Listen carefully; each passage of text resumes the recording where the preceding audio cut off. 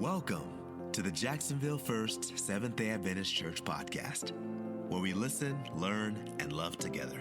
Our speaker today is Pastor Jonathan Pinato. And so, National Sunday Law. So I remember when I was a kid. You know, certain things when you're a child. I don't remember too many things from church when I was a kid, but there are a few things that I do remember. A few things that left an impression on me, and this is one of them. And so I remember we had a church member. I grew up in Houston, and I grew up at a Spanish church, and I had a church member in Houston who was Cuban. And so she had a lot of family. Guess where? Here in Florida. Yeah, that's right, here in Florida. So she lived in Houston, but she had a lot of family here in Florida, in Miami. And, I'm talking about this is back in the early 90s, I think. Maybe I was 10 or 11 or 12, something like that.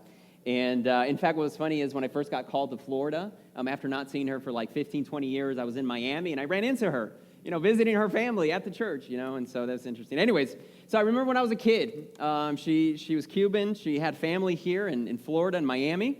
And on one of those trips here to Miami, and she visited her family, and then she came back to our church in Houston, and she shared this testimony. And she said, brothers and sisters, I have just come back from Miami, visiting my family. And while I was there in Miami visiting my family, I picked up a copy of the newspaper. I think it was the Miami Herald, I'm not sure. She said, I picked up a copy of the newspaper, and right on the front cover, it said, National Sunday Law has passed. And she says, and immediately I got scared and I got frightened because I said, how did this happen? And I didn't even know, and I'm not even ready for this. And then she began to read the article, and sure enough, I think it was just the paid advertisement. I'm not sure who, paid or who put the advertisement in there, but it just had a few snippets from the book, The Great Controversy, and then it had a 1-800 number for them to call if they were interested in more information about the Great Controversy of the book or something like that. And so, I just remember her testimony, just sharing how earnest she was, realizing that she had been caught unaware, that she wasn't ready, and the thought that the National Sunday Law had passed filled her with fear and with dread. And she shared that testimony about God convicting her that she needed to prepare to get ready for the National Sunday Law. Of course, that was back in the early 90s. And we've heard a lot of rumors since then, but nothing has happened. Just recently, I think it was last November, I remember seeing a YouTube video. Remember what I said about YouTube, right? It's great. There's a lot of resources there, but be careful with the things that you see on YouTube, right?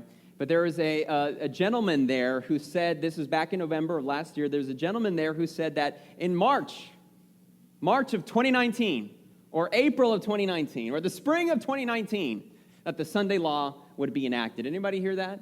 And sure enough, where are we? What month is it? Wait a minute, it's May, almost June, and nothing's happened.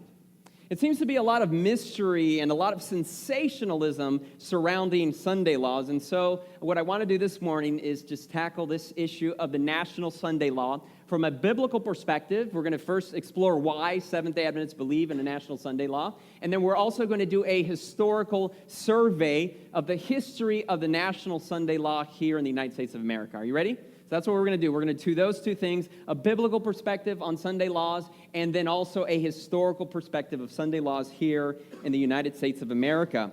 And so to begin, I'm going to say 3 controversial things to grab your attention. All right? Are you ready for them? I'm going to say 3 controversial things to grab your attention, and then later I'll explain what I mean by them. All right? So are you guys ready? Controversial statement number 1 that I am making. There's nothing wrong with worshiping God on Sunday.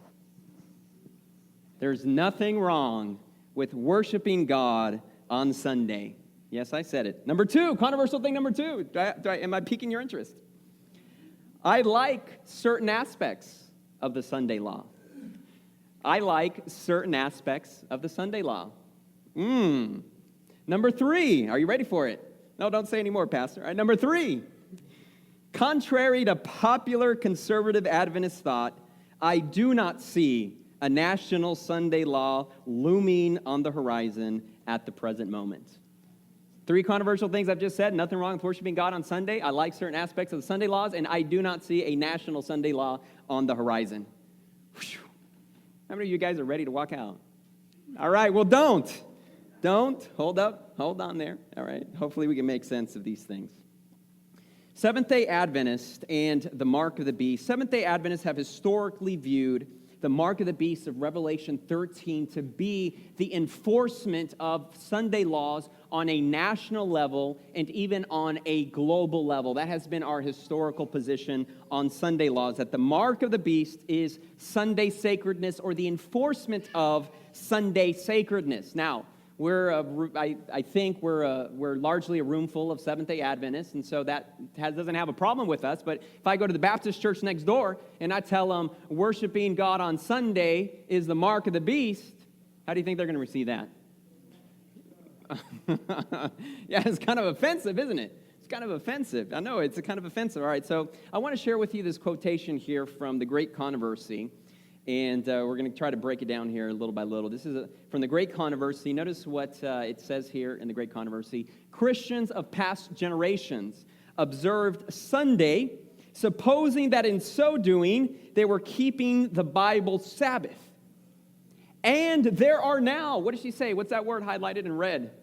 True. What? Christians. Where? In every church, but not in the Catholic Church, right? Not in the Catholic Church. No, not in the Catholic Church, right? Oh, even in the Catholic Church. Great controversy? What? True Christians? You mean Adventists aren't the only true Christians around? Adventists aren't the only ones who are going to be saved? Great controversy. There are now true Christians in every church, including the Roman Catholic Church. All right, let's keep reading. These, who? Who are these? Christians, true Christians in other churches, including Catholics. They honestly believe that Sunday is the Sabbath of divine appointment. And God, He accepts their sincerity of purpose and their integrity before Him. Whew. Wow, so let me come back. Yes, controversial statement number 1. There's nothing wrong with worshiping God on Sunday. Just like there's nothing wrong with worshiping God on Monday. There's nothing wrong with worshiping God on Tuesday. I think you guys are following me. Or Wednesday, or Thursday, or Friday. In fact, the Bible tells us that there's angels who worship God every day. They don't stop saying, holy, holy, holy. And I don't want to go on a tangent here about worship, but Lord, you know, we have to come with a spirit of worship. We have to come here with a spirit of worship, not just on Sabbath, but we need to be worshiping God every single day so that we come here on Sabbath. What we do here together is what we've been doing already every single day of the week, is worshiping God. Are you guys following me? It's hard for me to stay on the end. Maybe I'm going to have to preach a sermon on worship. Jason, help me. Yes, sir. Amen. All right. There is nothing wrong with worshiping God on Sunday, Monday, Tuesday, Wednesday, Thursday, Friday, or Saturday. So what is the problem then? When we tell people that they need to come to church on Saturday, on Sabbath, and not on Sunday, what is the problem? Let me tell you what the problem is. It's not worshiping God on Sunday. The problem is this. When Sunday observance shall be what? Enforced. That's the problem right there. And that's what Revelation 13 tells us is the mark of the beast, because it will compel everyone, rich and small, big and great, to receive a mark on the hand. And if they don't receive that mark on their hand or on their forehead, then they won't be able to buy or sell, and then eventually they'll be put to death. The problem is compulsion. It's that forcing people to worship and to observe the Sabbath. It says, and the world shall be enlightened concerning the obligation of the true Sabbath. The problem with Sunday observance and the problem with Sunday laws is coercion, enforcement, to force everyone, to create economic hardship on other individuals who don't take and don't receive the mark of the beast or who don't follow the Sunday law. And eventually the prosecution of individuals who don't follow Sunday observance and the persecution of those who don't follow the mark of the beast and Sunday worship. That is the problem. Are you guys following me? That is the problem. That intolerance and that hate. And that spirit of intolerance and hate is something that is evil and something that is beastly. In fact, that's one of the reasons why Revelation uses these terrible beasts to describe governments. Because what the governments are doing is beastly. There's this beast in Revelation 13 that looks like a lamb but speaks like a dragon. That's what's wrong. It looks good on the outside, but when it speaks its character, everything is about coercion and about force and about persecution. And so we need to be weary of any spirit of compulsion, of any spirit of hate or intolerance. Are you guys following me? And you see a lot of that spirit of hate and intolerance in our world today, don't you? I mean, even the rhetoric within the United States of America is intensifying against certain groups of individuals. If you don't agree with me, then you're a bad person. I mean, and I don't know that I don't necessarily want to expound on that, but you hear it all the time. If you're not of my particular political persuasion, then you are a terrible person. You hear that all the time. We hear it all the time, and it's not what God is calling us to. And as Christians, we should not partake in that spirit of intolerance and hate. It's the same spirit that motivates the beast here in Revelation 13. All right, let's move on, though. Here's another problem with worshiping on Sunday. Whoever shall transgress the command of God to obey a precept which has no higher authority than that of Rome will thereby honor popery above God, all right? So the problem with worshiping on Sunday is that enforcement that the Bible tells us. Enforcement, but it's also typically those who go to church on Sunday, they do so because they think that that's the Lord's day, and so how do they treat the Sabbath? They transgress it. They transgress it, and that's the whole point. That's the whole point. Is that it's not that they're worshiping on God on Sunday that's wrong. It's the fact that they're transgressing the Sabbath.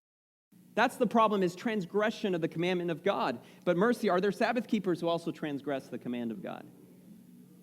Lord have mercy. Isaiah 58 is all about Sabbath keepers who transgress the Sabbath commandment. All right, so here it is. The problem with Sunday laws is not necessarily worshiping God, but it is enforcing it, and it's also transgressing the Sabbath commandment. If you want to worship God on Sabbath and you want to go to church and worship God on Sunday as well, that's all right. And I know some people do that, and that's all right. And I think you're probably more holier than I am, because I just decided to worship Him one day, right? I just come to church one day and barely, right? I make it late, and it's just for a couple hours. But there are people, believe it or not, that worship God on Sabbath, and then they worship God on Sunday, and then they're back at church on Wednesday, right?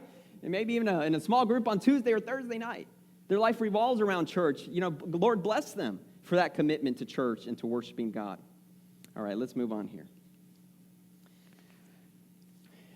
That individual who is transgressing the command and still continues to worship on Sunday is honoring popery, it says. He is paying homage to Rome, to the power which enforces the institution ordained by Rome. He is worshiping the beast and his image. This is the third problem that happens with worshiping on Sunday, is that when you know that the seventh day is the Sabbath, and that's what the Bible says, but you continue to worship on Sunday, then what you're doing is you know the truth, but instead of following the truth, you continue to believe a lie, you continue to follow error, and ultimately it says you're paying homage to Rome, because ultimately it was the Roman Catholic Church who changed the seventh-day Sabbath to Sunday. And so when you decide to continue when you know what's right, and you decide to still do something that's not biblical, what you're doing is you're paying homage to Rome. That individual then is worshiping the beast and his image. Does that make sense? All right, and we're going to, in the church, like I said, the Roman Catholic Church makes no bones about their authority to change Scripture. In fact, as Protestants, we believe in this one Latin phrase that Martin Luther made famous. He said, sola scriptura. Have you heard that one there? Sola scriptura, which means the Bible is the last word. The Bible is the final word by the Bible and the Bible only. Everything that we believe should be based on the Bible, right? And then what's interesting is that Roman Catholics in their documents, they have actually written this phrase in their documents: non sola scriptura. In other words, the Roman Catholic Church drives itself not based on just the Bible, but also based on tradition, sacred tradition, and there's a lot of tradition in the Roman Catholic Church. And they also base it on the magisterium, which is the authority of the church to change things and to do things differently. That is the problem here. All right, let's move forward here. And you'll see some, and the Roman Catholic Church makes no bones about it. They'll say it. Yes, we are not guided alone by Scripture. The church also has authority. Sacred tradition also has authority, and they follow those things here. And we're going to see a few quotes later on in my sermon where Protestants also are saying something similar to what the Roman Catholic Church is saying, and the prominence of Sunday in their mind. Are you guys following me here? All right, let's keep moving. As men then reject the institution which God has declared to be the sign of his authority, which, what sign is that again? Just make sure you're listening. The Sabbath, that's right, all right, the Sabbath, is a sign of his authority, and honor instead that which Rome has chosen as a token of her supremacy, which is what?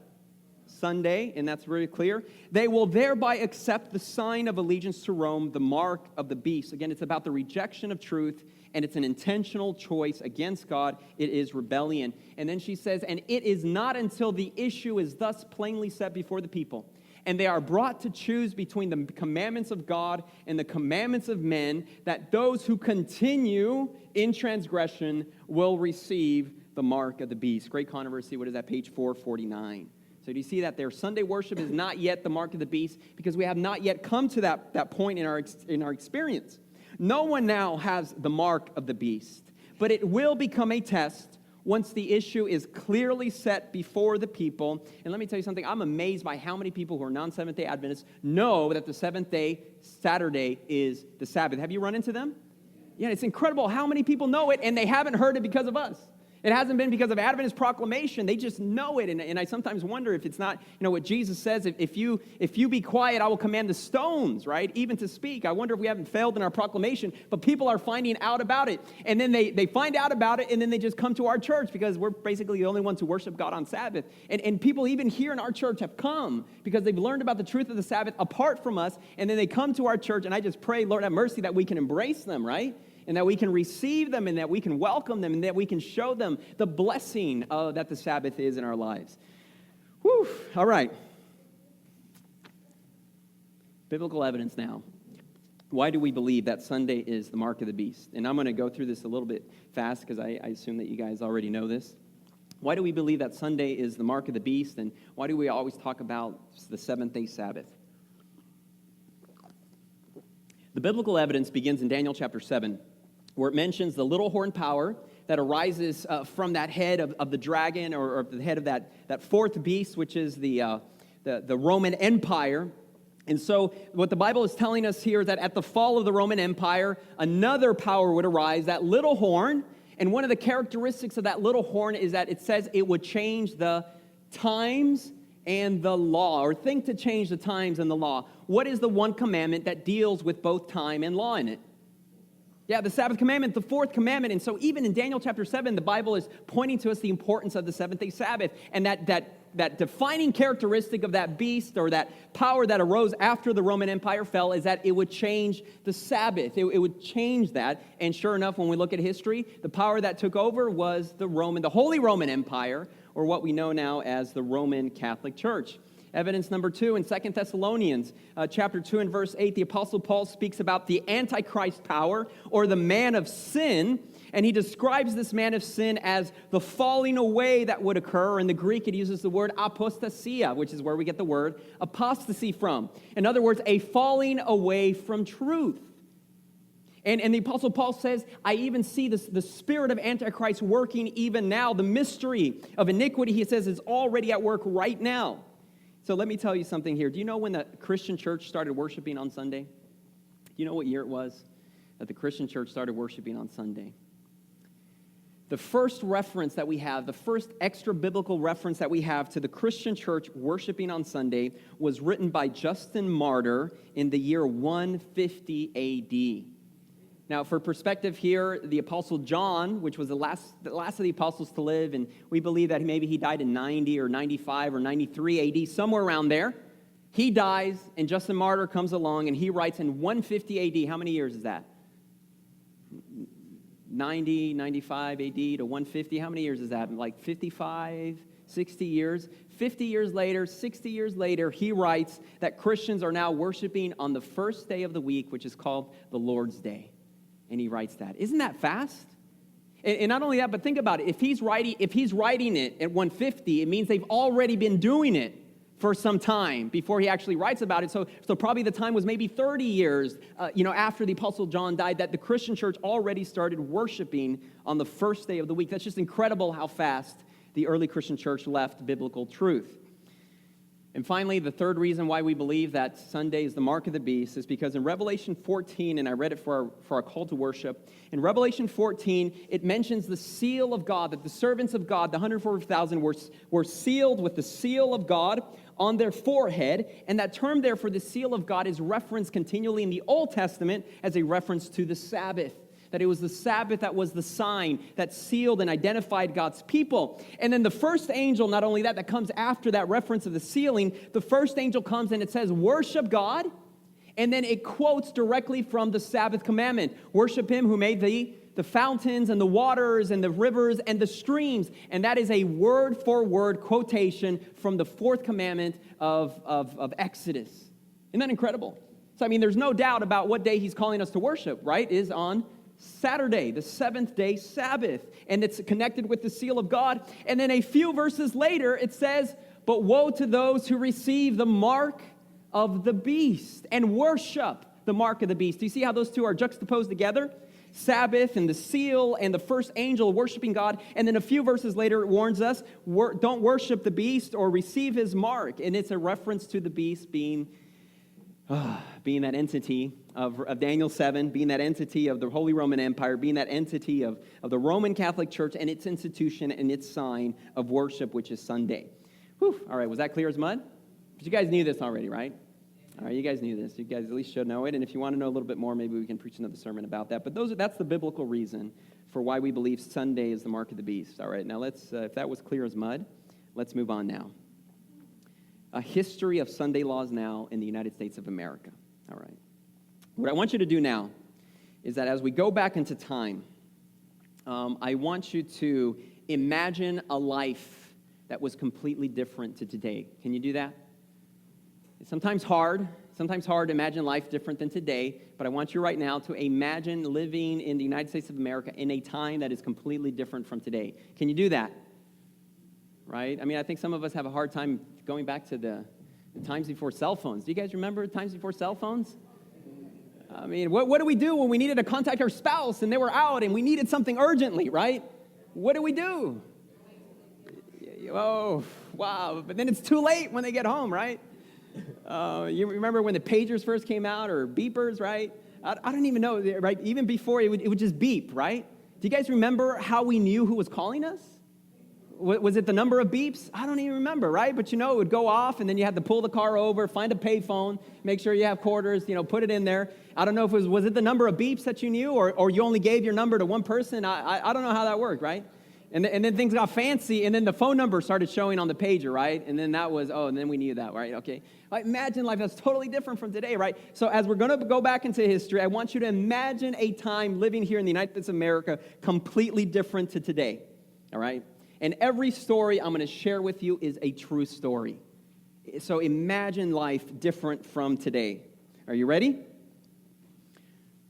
Halt, said the tithing man. I know already you're thinking, what in the world is a tithing man? All right, I'll explain it here in a little bit, all right? Completely different time from today. Halt, said the tithing man. It was Sunday morning in Connecticut. The sun had already risen high above the trees, and a distinguished appearing stranger reined in his horse and turned to face the austere official. This tall traveler was in a hurry to complete his voyage and journey to a town in New York in time to attend church. Again, what day is it? It's Sunday, all right? And this gentleman is riding his horse as fast as he can from Connecticut to New York to attend church. And this tithing man stops. This gentleman riding the horse had forgotten about the blue laws, which govern travel on Sunday in the state of Connecticut. Blue laws that govern travel on Sunday in the state of Connecticut. What license do you have to be traveling on the Lord's day? The tithing man said. I'm on my way to New York to attend church, said the stranger, and I planned to reach the city yesterday, but the journey took longer than I anticipated. After some time of interrogation, it was not until the stranger on horseback promised to go no further than the town intended that the tithing man would permit him to proceed on his journey. Who was this distinguished stranger on horseback who found himself in violation of Sunday blue laws? It was none other than our newly elected President of the United States, George Washington. True story. And who or what is the tithing man? Well, the tithing man back in the 1700s and the 1800s was an elected official chosen in New England to preserve the order in church during divine service and enforce the observance of the Sunday law. And so you'll see pictures of the tithing man. If anybody was sleeping in church, he would come with a little stick and he would prod them to wake up. I was actually thinking, we're in the middle of nominating committee right now. Should we appoint a tithing man here? Who's sleeping here? Grab a little stick to prod them. Lord have mercy. But not only did he have authority in church, he also had authority outside of church. He was an elected official, and he would enforce the observance of the Sabbath, in their mind Sunday. All right, in their mind Sunday, right? He was basically the village spy. He was a village snitch. Yes. There are stories of him, of the tithing man. There are stories of him peering through windows, and the homes, homes and windows and homes. And he's peering through people's windows, and he's seeing what they're doing inside their house on Sunday. And there's a story where he caught an individual. They were washing their clothes inside their house on Sunday, and he's peering through the window, and he sees them, and he turns them in. He would spy on individuals doing basic chores on their own property and turn them in. And what was the penalty? Do you remember this one? Time in the stocks. Again, remember living in a time completely different from today. If he would catch you, he had the authority to put you in the stocks. So basically, like you see the image there, you would be left like this, hanging for a day, 2 days, 3 days, however long they determined your offense was. He could find you, he could put you in prison, and they could even hang you for violating the Lord's Day, Sunday blue laws. Can you imagine that? Imagine living in a time different from today. Now, I try to make this as big as possible. There was just so many categories that it was hard to put them all on one screen. But can you guys read that? Guys, read that? Okay, read that list. I'll give you a few minutes. Read that list and tell me which of those activities is lawful to do on Sabbath, Seventh-day Sabbath. As Seventh-day Adventists, as good Bible-believing, Sabbath-observing, Seventh-day Adventists, which of these activities are good to do on the Sabbath day? You guys tell me. Just, take a read through them. And what do you guys think about that list? Is there any activity there that's okay to do on the Sabbath?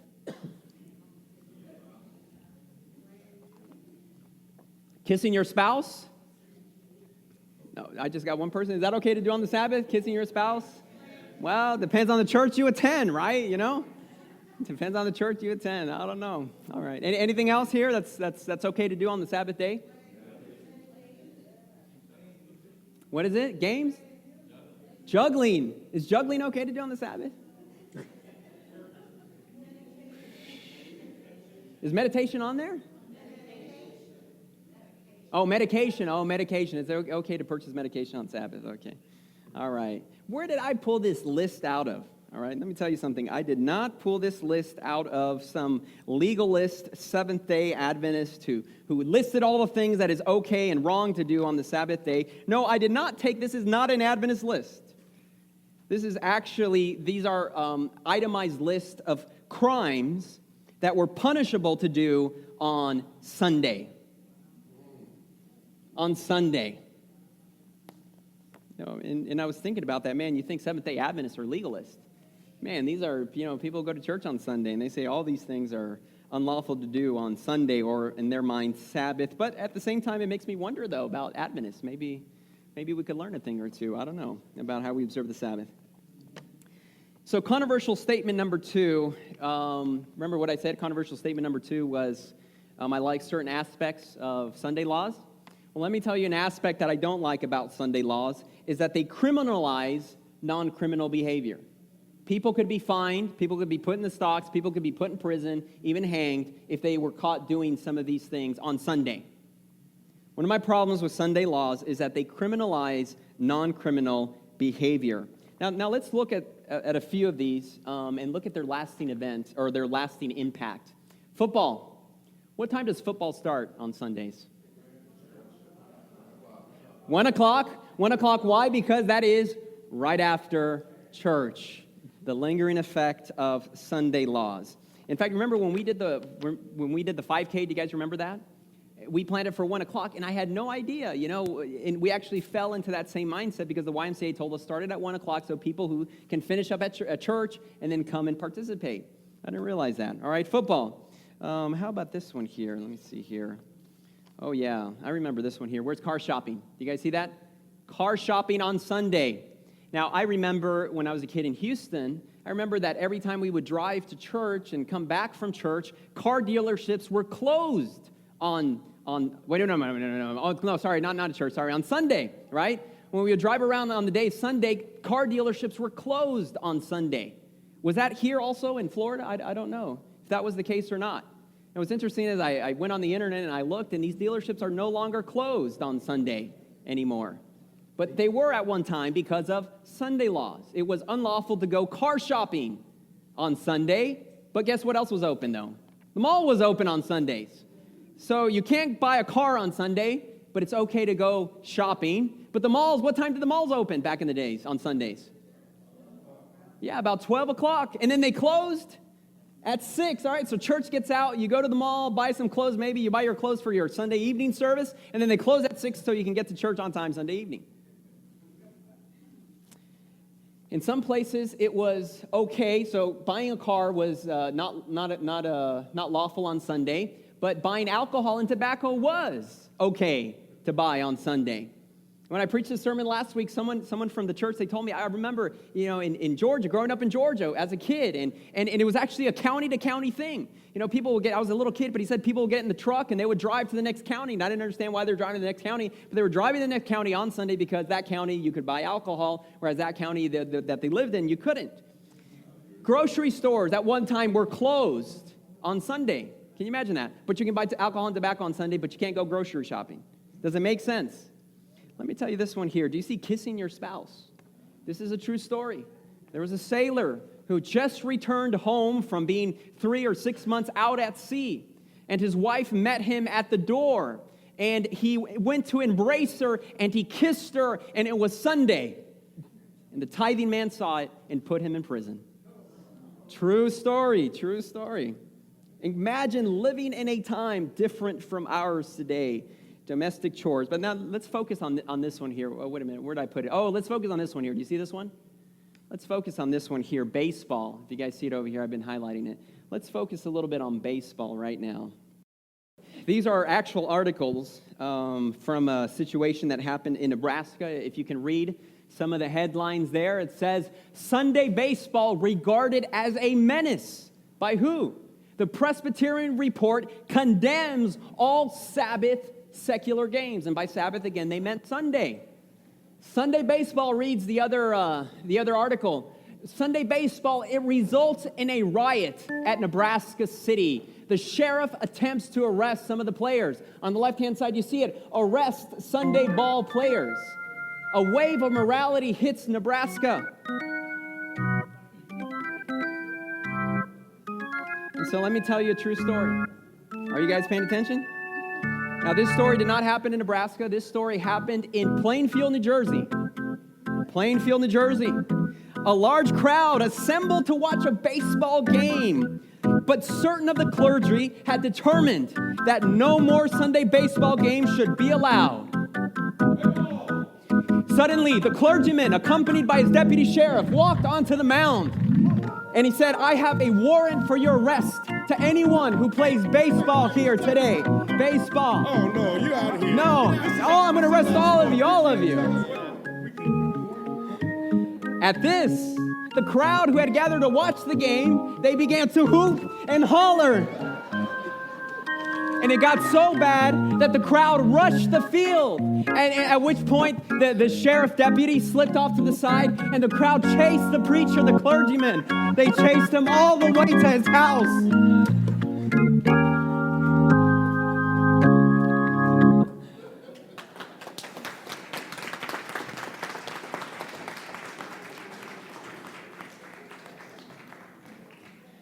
Can you imagine living in a time like that? That's unheard of today. Unheard of today, but that's what Sunday meant back in those days. Thank you, Byron. Thank you to Javaris, and thank you to Roger. And who was throwing stuff at me? I want names. Where's the tithing man? Give me names. All right. Glad nothing hit me. Whew. What a different world that was. And this is, 1800s. What a different world that was. But Sunday baseball games were actually instrumental in secularizing Sunday blue laws and in loosening their grip over society. Isn't that interesting? Wow. Something else was happening, and this is a true story. Perhaps something more serious is that Seventh-day Adventists were being persecuted in the late 1800s through blue laws and through Sunday laws. You see the gentlemen, the first three gentlemen, actually everyone in that picture is a Seventh-day Adventist, except the first three gentlemen that are on the ground. Do you see those? Apart from that, everyone up there is a Seventh-day Adventist. This one here, I think they have number 1 on him over here with the hat on. Well, actually, I think they all have hats on. But number 1 there, that was the pastor of the congregation. And these were his parishioners. Can you imagine that? Can you imagine myself being taken to jail and maybe some of my elders, maybe some of my parishioners being taken to jail because ultimately we were Seventh-day Adventists? Let me read to you some of their stories here. Mr. Jude Fine, a Seventh-day Adventist from Maryland. He was arrested on the 20th of November, 1892, on the charge of husking his corn on Sunday. On his own property, husking his corn on Sunday. Pastor Rowe, I hope there's no relationship there to Byron, but I'm not sure. Pastor Rowe of the local Methodist church was the accuser. Pastor Rowe was walking by Mr. Jude Fine's house, and Pastor Rowe saw Mr. Jude Fine in his backyard at work on Sunday. The warrant was issued and served later that same day. Just like that. Mr. Howard, another Seventh-day Adventist, he was arrested for taking 2 or 3 minutes to pick up some sticks in the churchyard Sunday morning before breakfast. Mr. Bullen was arrested, another Seventh-day Adventist, for going out to inspect his garden on Sunday morning for no more than 5 minutes. Can you imagine that? Anybody here have a garden? Can you imagine that? I was thinking, Pam, you have a garden. Imagine you go into your backyard, to inspect your garden for 5 minutes here on Sunday, and the tithing man sees you, and they find you, and they arrest you. Even though everywhere else, though, in that village, you could hear the sound of axes, chopping firewood. You could hear the sound of individuals bailing out water and doing other kinds of manual labor, but they were not fined. They were not put into jail, but the Seventh-day Adventist was put into jail. Mr. Ford, he was arrested for hauling window sashes from the steamer dock on Sunday to prevent their being destroyed because threats to that effect had been made. In Arkansas, a pastor was arrested on the charges of having been seen painting the back of a church out of sight of all public roads. Can you imagine that? This is real. Imagine living in a time different from today. So controversial statement number 2 that I said, there's certain aspects of Sunday laws that I like. This is one of the reasons I don't like them. It's because ultimately Sunday laws are used to persecute and to prosecute minorities. And not only that, but they become an economic hardship on wage earners. Something that Seventh-day Adventists we've had to accommodate ourselves to is that if we've been working on Saturday and then we want to worship God on Sabbath, we go to our employer and we basically tell them, I can't worship on Saturday anymore, but I'm willing to work any other day of the week, right? Sunday, if you need me, I'm willing to go in on work on Sunday. But what Sunday laws do is they prohibit that individual from working on Sunday. So imagine this. You're a Seventh-day Adventist. You don't work on Sabbath because of conviction. So to a certain extent, you're losing money because you're not working on that day. And then because of Sunday laws, you can't work on Sunday either to make up that income. Are you guys following me? It's an economic hardship on wage earners. But those who go to church on Sunday, they can work on Saturday. So it's no problem for them. It's an unfair advantage. Some people even say it's a tax. It's a tax on minorities and on wage earners. Now let's move ahead. During this same time of the 1800s, this was 1888. This is from, does anybody recognize here these pictures where this is from? Oh, what happened to that bottom one? Did it disappear? Oh, I don't know. Anyways, take a quick look at it. It may disappear again. Yeah, it disappeared again. All right, it's all right. Does anybody know where that's at? That was the Columbian Expo, 1893, otherwise known as the Chicago World Fair, 1893. And this is the white city that they built there in Chicago for the World Fair. Isn't that incredible? I mean, it's amazing what they did. They did this in 2 years. This statue here that you see here was to rival I think it was 6 stories tall. It was to rival the Statue of Liberty in New York City. It was called the Columbian Expo because 1893 was the 400th year, a year later, a 400th year since Christopher Columbus in 1492 had sailed the ocean blue, and so that's why they had this big, great, retention pond to symbolize that the distance between the Atlantic, and there was a fountain here. That's the one that disappeared. It was right here in the middle. It was an incredible fountain of a boat depicting Christopher Columbus on the top. All right, so Sunday became an issue with the opening of the Chicago of the World Fair, and there was a national discussion. Here's the key there. There was a national discussion at that time whether the Chicago World Fair should open on Sunday or not. You want to hear what some of the influential Protestant leaders said about Sunday during that time? Here it goes. Dr. W.W.E. Everts. Sunday, what does he say? Sunday is the test of all religions. The Sabbath, and in his mind, the Sabbath is Sunday. The Sabbath is one of the chief bulwarks of Christianity. So we started our sermon saying that Roman Catholics make no bones about the fact that they changed Saturday to Sunday, Sabbath to Sunday, and that's kind of their sign of their authority. Here, Protestants are saying the exact same thing. Sunday is the test. It's the bottom line. Don't Seventh-day Adventists actually say something similar? Right? What do you say about the seventh-day Sabbath, right? That it's the seal, that it's the sign of our allegiance to God. They're saying, no, Sunday is the test. Sunday is that chief bulwark. Very interesting. There was a national conversation during this time, and some of the leading evangelical Protestant leaders said this: to pass the measure to close the World Fair on Sundays, what will it do? Honor God and preserve the faith of the nation. A national conversation about Sunday, closing, and in this particular case, closing the Chicago World Fair. The nation's faith in God and his laws will be put to the test by the action of its Congress on its subject. Very interesting, and this was a national conversation that was taking place. And sure enough, Congress did pass the law to close the Chicago World Fair on Sunday. One of the evangelical leaders also said, guard the gates, because there was opposition to this. The wage earners were saying, we need to earn a living, and we want to be able to work on Sundays. And so Protestant leaders were saying, no, guard the gates with... Now it's getting serious, right? Now it's not just about, well, we need to just honor God on Sunday or on Sabbath or on the Lord's Day, but send federal troops if necessary. Show the world that we are a Christian nation. If need be, use military force. Wait a minute, there was that beast that looks like a lamb but then speaks like a dragon. True stories. This is also something interesting in the discussion of the history of Sunday laws in the United States of America, especially on a national level, having a national conversation, is that it seems that Sunday laws historically have come up for discussion every 50 to 80 years. So the first time it came up on a national level was the year 1815. It was turned down. Congress decided not to accept the national Sunday law, though there are state Sunday laws in almost every state, except for like California or some of the states out west, because they're more progressive and they always rejected Sunday laws.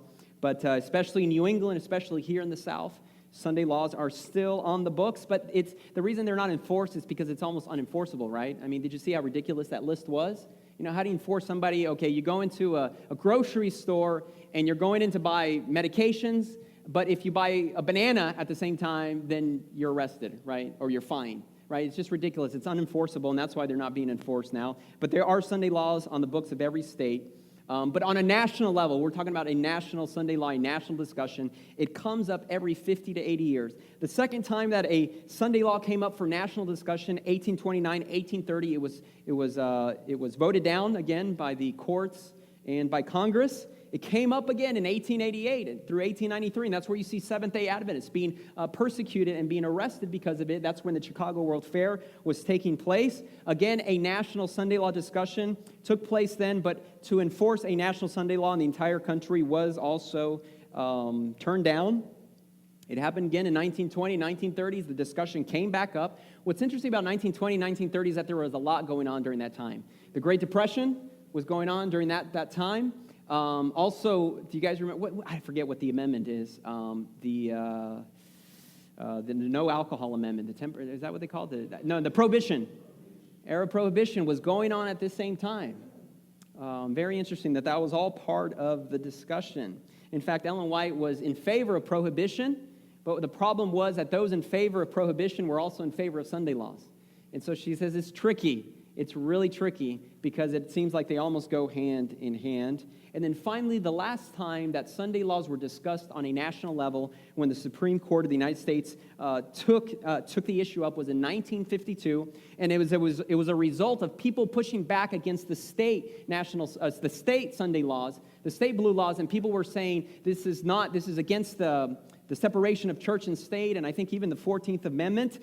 But the Supreme Court said, no, Sunday laws are okay. And the reason why they're okay is because they liken Sunday laws to holidays. They liken closing things down on Sunday to holidays, similar to noise ordinances. I mean, how many of you are thankful that there's a noise ordinance, right? That they can't be doing construction with jackhammers next to your house right at midnight. How many of you are thankful for that? Right? We're thankful for noise ordinances, right? From a certain time, you can't make this noise. And so they liken Sunday laws to that as well, to just keep the noise down, keep everything down. And so they passed Sunday laws not because of a religious basis, because of civil reasons. Also a labor law to help the workers. The workers are being overworked. They need a day of rest to spend time with family. Does that sound familiar? Yeah, right? That's the same argument that's being used today in Europe to promote Sunday laws. It's for the workers. It's to give them rest. And the workers are saying, I will determine when I want to rest or not. You don't have to tell me when to rest. In fact, in 1952, when the Supreme Court upheld the legality of state Sunday blue laws, Pope John the 23rd, known as the Good Pope, he applauded the United States of America and the Supreme Court for upholding state blue laws. Isn't that interesting? So as I look at this trend here, 1815, 1829, 1888, 1920, 1952, do you think we're due for a discussion on a national level for Sunday laws? I think so. The interesting thing, though, about national conversations is that they come and they go. What's been the latest national conversation in the news lately? Abortion? All right, that kind of came up recently. Any other national conversation that we've been having lately? Trade wars, China, right? China's been in the news. Oh, are we going to fix this thing with China? The Mueller report a few weeks back, right? And it was like, that's all you could see was like the Mueller report. You're like, is that the only thing that's going on in the world? No, there's more things, but it's all about the Mueller report. What else? Immigration. That's right. Build that wall, right? National conversations, they come and they go. And I think, according to this, I don't see anything on the horizon right now, but according to this, discussion on a national level could be somewhere in the works. I'm not sure, but it could be. Now, what's interesting is that there are already Sunday laws that are being implemented in Europe. The Southern Union Religious Liberty Department, they send out a newsletter. I don't know if you guys get it or not, but they sent out a newsletter in January, and they said that there are already Sunday laws in Austria. There are already Sunday laws in Germany. There are already Sunday laws in Poland. Poland was the example that in 2018, they said 2 Sundays out of the month, everything needs to be closed. And they said in 2019, we'll up that to 3 Sundays out of the month, everything will be closed. In 2020, every Sunday, everything will be closed, except for gas stations and pharmacies and things like that, and also except for the Sunday before Easter and then the Sundays leading up to Christmas. Those are the exception. But other than that, every Sunday will be, stores will be closed every Sunday. Controversial statement number 2. When we went to France these last couple of years, I noticed that on Sunday, it was calm. It was calm. There weren't a lot of cars out in the busy streets of Paris. It was calm. Restaurants were closed. Stores were closed. All the busyness was just calm. And I was like, hey, this is kind of nice. Controversial statement number 2. I like certain aspects of Sunday law. That's the one aspect that I like. But I'm trading this nice calmness for the fact that eventually those Sunday law grow teeth, and they begin to serve to persecute and prosecute minorities. I remember, though, when I was, again, going back to the 80s. Man, is the 80s back in? Nostalgia. My mind's just taking me back to the 80s. I remember that on Thanksgiving Day, you would step outside your house, and everything was calm. No, not in the 80s. In the 1980s, everything was calm. Big city, Houston, Texas. You couldn't see any cars outside. People were in their homes. Christmas, everything was calm. Everything was quiet. It was like a ghost town out there. Now, however, things have changed. And so again, when I said I like certain aspects of the Sunday law, I like that calmness. But am I going to trade that calmness for potentially other negative things? Now let me finish this sermon here with this quote here from Ellen White. It's from the book Testimonies to the Church, Volume 9. And she is writing this during the 1800s while Seventh-day Adventists are being persecuted in the late 1880s. And notice what she says here. One does not receive the mark of the beast because he shows that he realizes the wisdom of keeping the peace by refraining from work that gives offense, doing at the same time a work of the highest importance. And so she's writing to those gentlemen who, yes, unfairly as it was, they were picking up those few little sticks, they were going out to their garden, they were painting the back of the church, whatever it was that they were doing, she says, don't do those things because they're going to give offense and you're going to be focused on and persecuted unnecessarily because it's Sunday. You don't receive the mark of the beast because you refrain from doing offensive things. Does that make sense? And now notice what she says here. Maybe this is controversial statement number 4. Whenever possible, let religious... Wait a minute, I don't think I read that right. No, let religious services be held on what? Wait a minute, that doesn't sound right. No, that's what she wrote. Whenever possible, in the context of Sunday laws, she said, whenever possible, let religious services be held on Sunday. And then she says, make these meetings intensely interesting. Don't make it boring. Do you guys think church is boring? We try not to. We're working on that, right? But if you're falling asleep, maybe we have some more work to do. Maybe we need to play some more baseball during church. I don't know. What do you say? You guys seemed alive during that, right? No, she says, make these Sunday meetings intensely interesting. Sing genuine revival hymns and speak with power and assurance of the Savior's love. Speak on temperance and on true religious experience. Isn't that some powerful advice there for in the middle of Sunday laws, what to do and what not to do? Because there's nothing wrong with worshiping God on Sunday. There's nothing wrong with having a religious gathering on Sunday. Nothing wrong with that. And so in conclusion, as of now, I don't necessarily see anything, any agenda, any national Sunday law on the horizon, but you never know because these things come and these things go. I don't think Sunday laws will hit us hard all at once.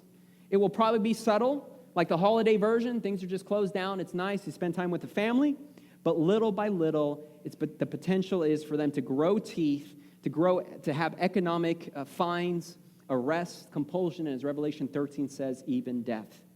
So I believe we're living in a time of freedom right now. We have been living in a time of freedom for some time. We need to enjoy this time of freedom, and we need to use it properly to prepare spiritually and practically for the end of time. During this time of rest and freedom and peace that we have, we need to be faithful to the Lord. Whether or not it happens in our day, we need to be ready. Let's not be like, the 10 bridesmaids in that parable, Matthew 25. They just all slumbered and slept. Now is not the time to sleep. It's a time of peace. We enjoy it. But we need to continue to be faithful to the Lord. We need to continue to preach the gospel. We need to continue to teach the gospel. We need to continue to disciple those who are receiving the gospel. We need to continue to share the wonderful news of the Sabbath and of the hope in the second coming of Jesus as the solution to all the problems of this world. And we need to continue to lift our eyes up to heaven. During this time, we need to continue to focus on God, not take our eyes off of Him. This podcast is brought to you by the Jacksonville First Seventh-day Adventist Church. Connect with us on www.jaxsda.org or on Facebook and YouTube. We look forward to sharing more inspiring messages with you.